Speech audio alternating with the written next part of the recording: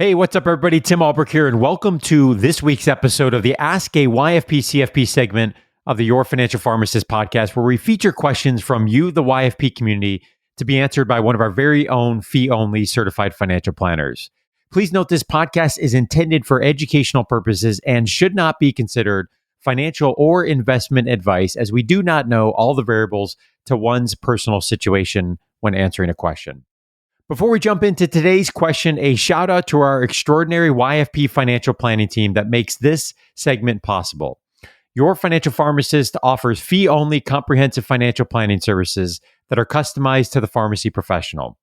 So whether you want to pay off your student loans, make the right investment decisions, or simply build a solid financial plan, we'll help get your income working for you rather than the other way around. You can learn more by visiting yfpplanning.com. Again, that's yfpplanning.com. Okay, this week's question comes from Liz in Pittsburgh, Pennsylvania. Hi, this is Liz from Pittsburgh, Pennsylvania.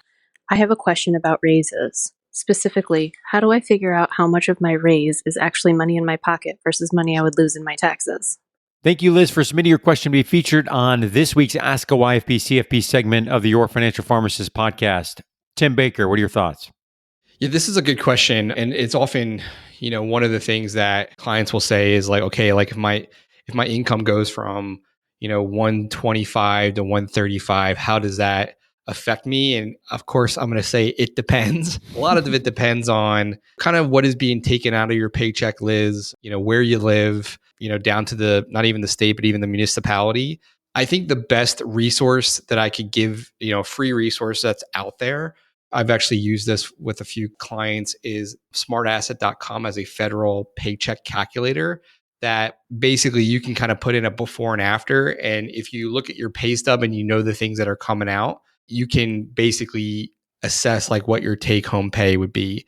The really quick and easy way to do it is, unless your pay is jumping up exorbitantly, if you know your effective tax rate, you basically would say, hey, if I'm making $5,000 more and my effective tax rate is 24%, then I would basically say, whatever, 24% of that is, and then divide it by how many payments or how many times I get paid, whether it's 24 times or 26 times, or if you get paid weekly, and that's the number.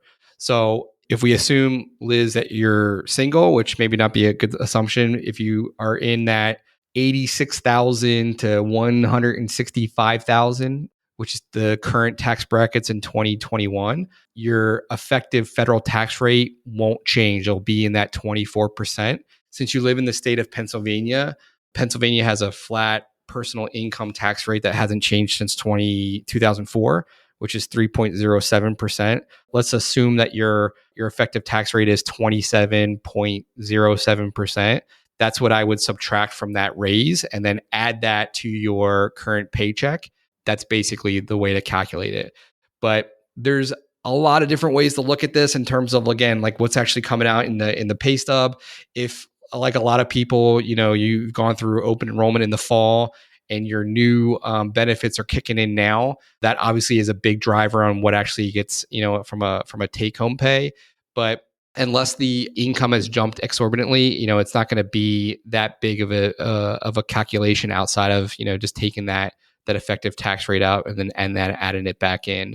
I think it would be a good time to say that this is potentially where like a tax person can help you, just to make sure that you're protected enough, you're shielded enough from Uncle Sam, from both the state and the federal side, and you're kind of working through this great resource that you have as a pharmacist that a lot of our clients have is the income, and just making sure that even as your income grows, that you're paying your due to Uncle Sam, but not not at the behest of your financial plan in general. Tim, my fellow pharmacy nerds will appreciate this example that I'm going to use, but this reminds me of a drug information question. Like when you're in school and you get a drug information question, like there's always a question behind the question. And, this is one where, when you hear the question of, okay, I'm getting a raise, how much can I determine to actually show up in pocket? Like there's a way you could calculate that number, but then to your point about working with a tax professional and digging a little bit further, I think there's some next level analysis and questions, right? So like what might we do to optimize the tax situation? Or, what does this mean from a retirement contribution standpoint? how does this intersect with other parts of the financial plan? So I think I would encourage Liz and others hearing this question, to really begin to dig deep, not only into this one example, but also starting to think about some of the strategy around the tax part. And here there's an answer to the question, but there's also some strategy around the tax situation that may be employed. Yeah, I mean, a lot of the conversations that we have as these things come up is like, hey, I'm getting a 5% raise. And, depending on what's going on, it's like, okay, well, how much of that is going towards things like a 401k? Right. So many clients get stuck in that inertia where they get the match and then that's it. And again, we have to make sure it's like systems of the body. We have to make sure it jives with everything else that we have going on. But, I think that being intentional with these decisions, whether it's a tax investment question, the flip side of this is that you make sure that you have, enough to fund the things that you want to do today. And I think that's what financial planning is all about, is really, it's an exercise in making sure that we're taking care of Liz today and then Liz 20, 30, 40 years down the road. And I feel like if you don't feel that push and pull, then we're probably doing something wrong. And a lot of this is based on what do you have that's flowing through into your everyday checking account, and then deliberately setting that off in ways that is either long-term or even shorter term, like, hey, I want to buy a house or an investment property in 2 years, or I want to take that trip when COVID's over to Paris or whatever. Those and a lot of it is very much based on this question that's being raised by Liz, is like, how does this affect my day-to-day cash flow amount? So it's important.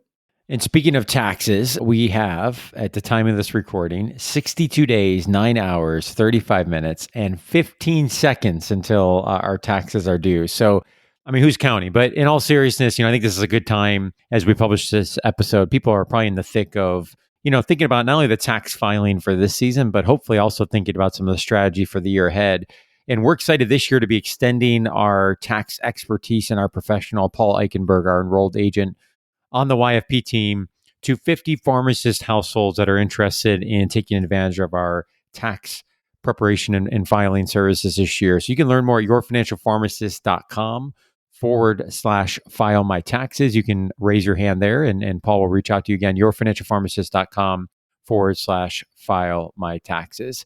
So thank you again, Liz, for submitting your question to be featured on this week's Ask a YFP CFP segment of the Your Financial Pharmacist Podcast. And as a small thank you, we're going to be sending Liz a super comfy YFP t-shirt. And if you'd like to have your question featured on an upcoming episode, please go to yourfinancialpharmacist.com/ask YFP or shoot us an email at info@yourfinancialpharmacist.com. Have a great rest of your week.